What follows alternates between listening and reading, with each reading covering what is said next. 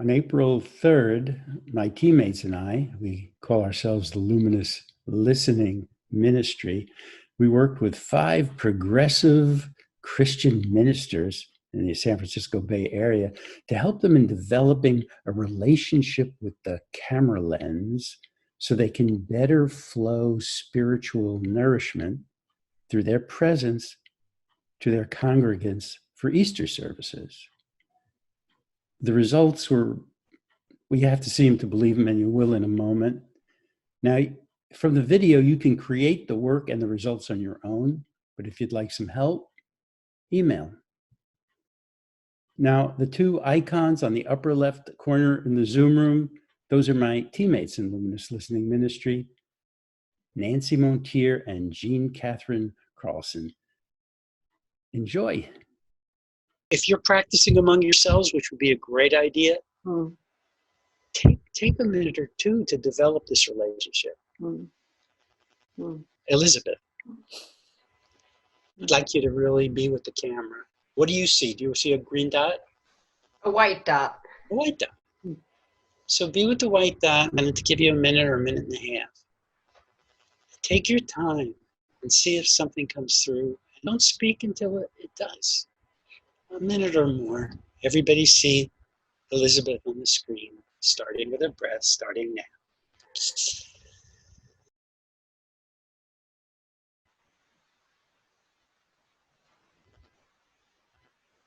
Where this takes me is to the gift that I have each night before I go to bed.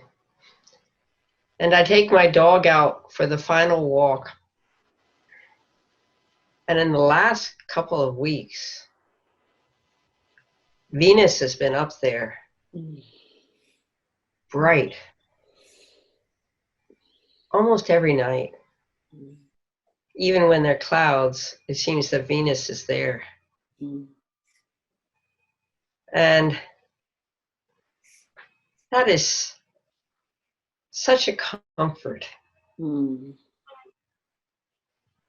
I love these times because it's just my dog and me and the sky. And I slow down, which is a real challenge for me. And that white dot is reminding me of the presence of that star, but many stars, which I really treasure. It has me reaching out, way, way out to that which is bigger than anything I can imagine, but in which I believe.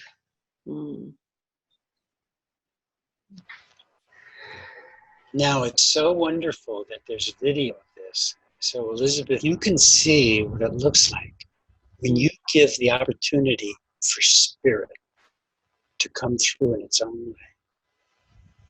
And that's really what we're doing. That's why we're slowing down. Thank you. I bet you enjoyed that yourself, didn't you? It took me to a place that I'm grateful for. You took me there, Elizabeth. Yeah. You took us all. You could take 1,000 people were watching it. They'd all go to that same place.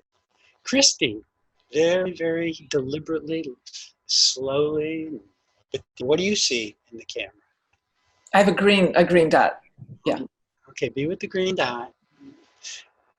And 1 minute or more with Christy, starting with a breath into the dot, starting now.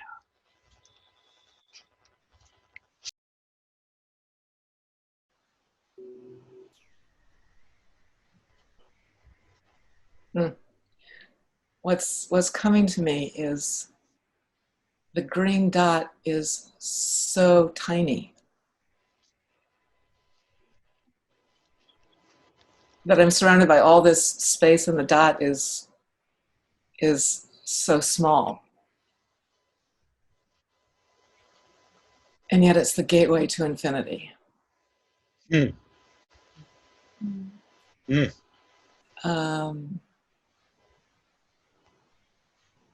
It's the opening. It's the threshold, it's the doorway. Mm.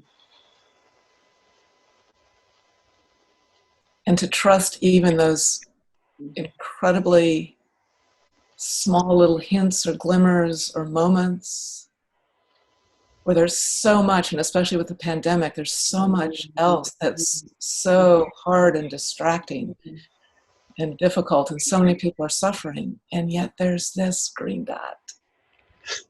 There are these moments of access to love and to compassion. Yes. Yeah. Yeah. Oh, thank you, Christy. Do you know, Christy, now that you could look in my eyes, do you know that you brought everybody to that place? No, I don't. Oh. All right, that's why it's an interesting training, because we have to let Christy know, and Christy has to see it herself Yeah. on the screen and what's Yeah. happening with our faces. Yeah. So, what do you see in your camera, John? I have a green light. Green light. Okay. So, being with the green light, 1 minute plus, starting with a breath, with the green light, starting and staying with it, starting now.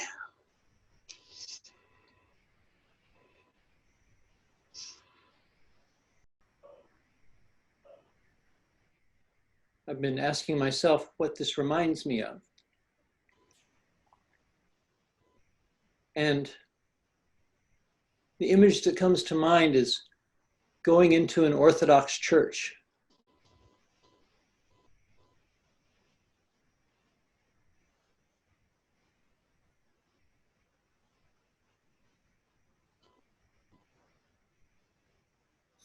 A little bit of heaven.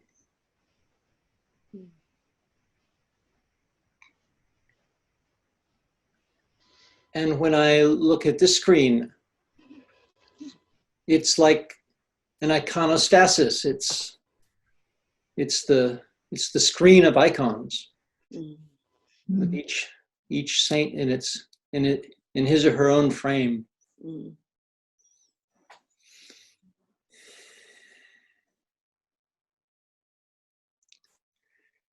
And it takes it from being a step down from being in person and reframes it for me to being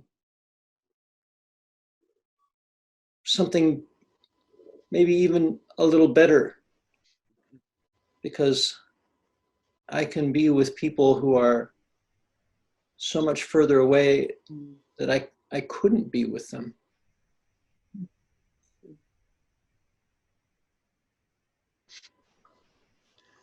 Thank you, John. Mm-hmm. John. Oh, did you do it? Do you sense that you got where people have been coming from? No, but I can imagine that maybe, Again, you'll see the video. Uh-huh. Everybody get down there with John. Yeah. I really appreciated the thought of the icons. Yeah. Yeah. Eastern Orthodoxy. That's one of the things that I feel is missing in the West, is that these icons, these faces, are evidence that God exists in matter, and so I really appreciated that. Yeah. I want to point out something, that in the turns that you've been doing like this, when you speak, and it's only for like a minute, the intelligence of what's coming through you, the originality, the thoughtfulness is like higher than when you're talking intelligently the way you might normally do it, maybe in the first turn you took. It allows the spirit, it allows the intelligence to come through when you take the time, at least in practice. In an actual service, you might not want to take a minute of silence, although I'd love if you did. But maybe you need to you can practice with each other, giving yourselves a copious, luxurious minute of silence, and then seeing what spirit brings forth. Because as you'll see, maybe when you're doing it, you don't realize the intelligent life that's coming from your words, but we do, and you'll see it. I think you'll see it on the video. Thank you, John. Yeah. Thank you all. Oh my God, each one of Well, you. Yes, Elizabeth? what I found really powerful, John, was after you said it reminded you of going into an Orthodox church, there was this long, long, long pause Mm. that you didn't rush me into it. Mm. And it had me feel the weight of what it meant to you before you moved into it. Mm. Uh, I think we're talking here about spiritual nourishment. Mhm. It doesn't come as much from the words as from the presence that you put out. That's so interesting because, you know, I've known John for years and always admired, he's a scholar and his adeptness with words. And in this case, it was the pausing, the space between the words that the depth of the meaning came from, because it left me with a sense of his awe. Yep. And you know, the some people use pauses as a technique. But when it's coming organically because you're just not, the words haven't come. That's really charisma. Mm-hmm. So thanks for pointing out that the pause, which you can't again calculate, but you can allow if you're not in a hurry anymore. I don't want you to be in a hurry. There's nothing to rush. You're giving them spiritual nourishment. It's like a slow meal. Nurturing meal. So, another nurturing meal. Yeah. May I contribute to that Yes, Christy? too? John, I found it, I mean, your kind of amazing use of the icon. And we're all seeing the icons. I mean, you talk about each one of us is framed as if we were an icon, and it was literally as if you were creating multiple icons. I mean, you transformed a technological experience into a visual, religious, spiritual experience, and transformed all of us into icons in that moment. It was without even trying. It was kind of amazing. Now, I want to be clear that we're not suggesting you spend the entire service or the entire sermon in the lens, but to go there at the times that it feels that there's something that needs to be said so intimately. And you know where to go because you know you have that relationship with that lens or that little green dot. And especially, I suggest that you open the service with at least a minute or two of breathing with them so that they can go down into that deeper calm, that vast stillness that you are also breathing yourself down into before flowing content. That's a wonderful way to start one of your services so that people feel seen right at the start. Carolyn, what do you see in your camera? I see a little green dot. Take a breath into that and sense that, the sense of the relationship with that, or the curiosity of what is this. 1 minute, starting with a breath with Carolyn.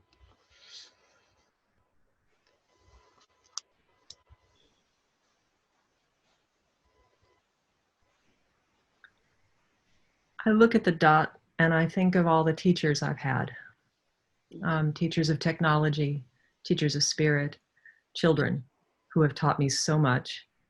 I have a hard time looking at that particular dot and not thinking of them now, because they taught me how to see through the technology. They taught me so much about being on different sides and different ways of being close, different ways of having close personal relationships. I find that despite the fact that I am sitting in this room and you all are scattered hither and hither, thither, and yon. Now you know, I don't know if you can hear the garage door. My son and his girlfriend are coming in. They haven't seen each other in 14 days.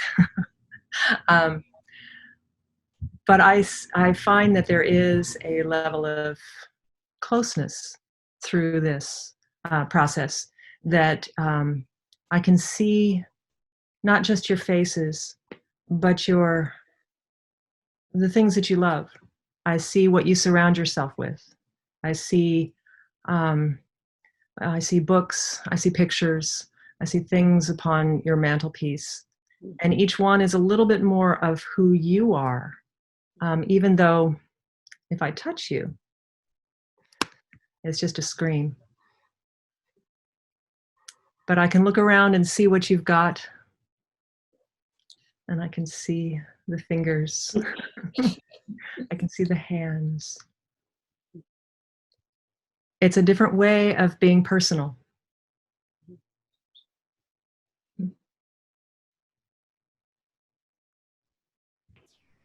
Thank you, Carolyn. Thank you, Carolyn.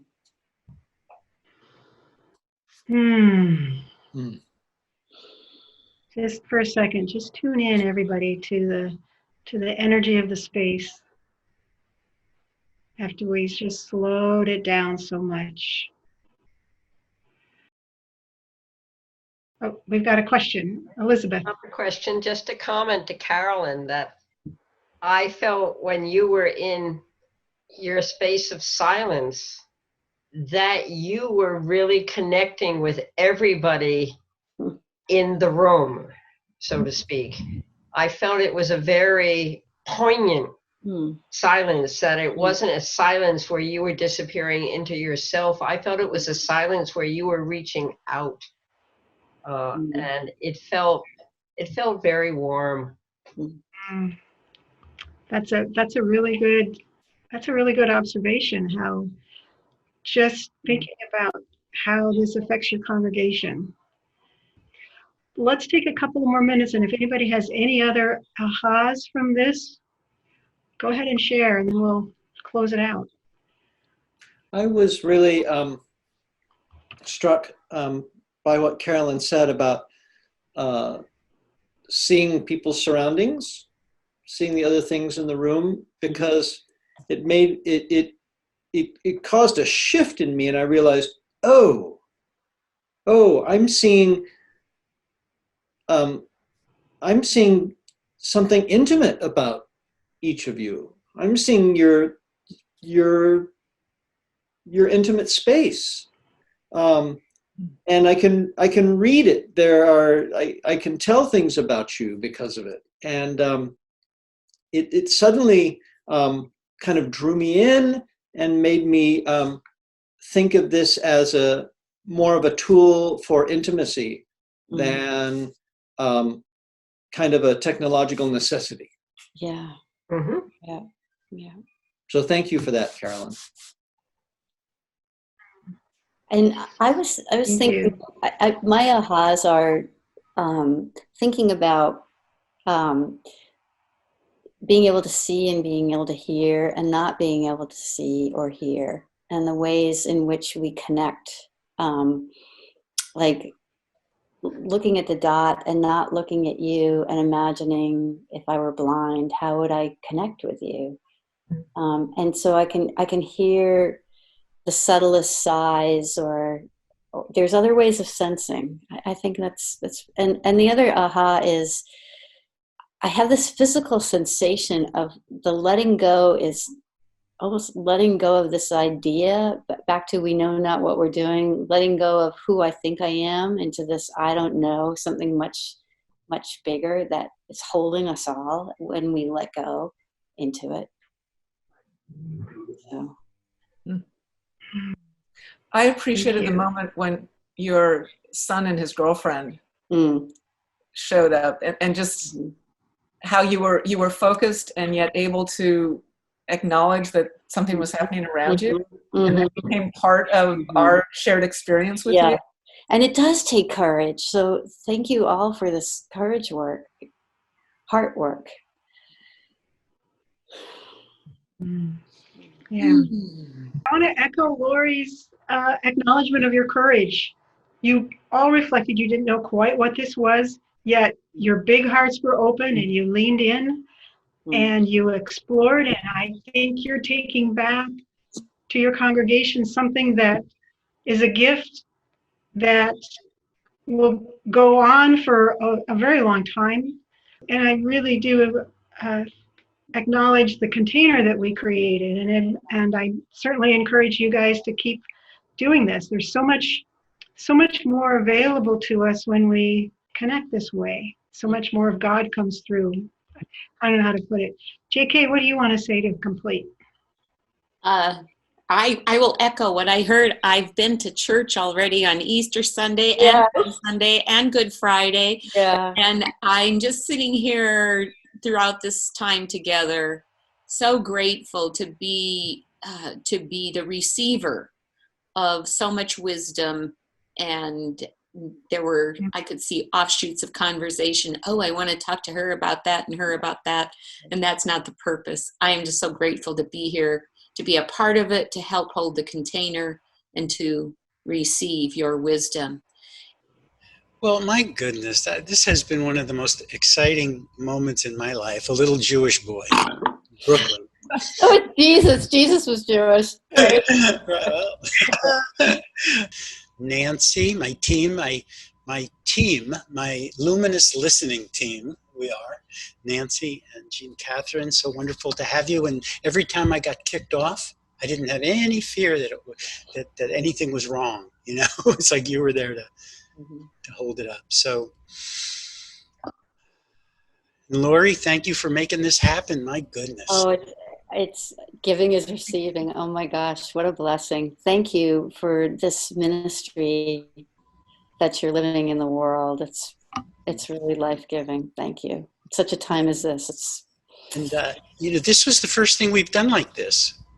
And Cool. we want to do more of it. Oh, cool. Find out how you folks can spread the word, Yeah. Okay. Yeah. It's a great time for this. It's beautiful. Thank you for watching. If we can help, email. And feel free to forward this link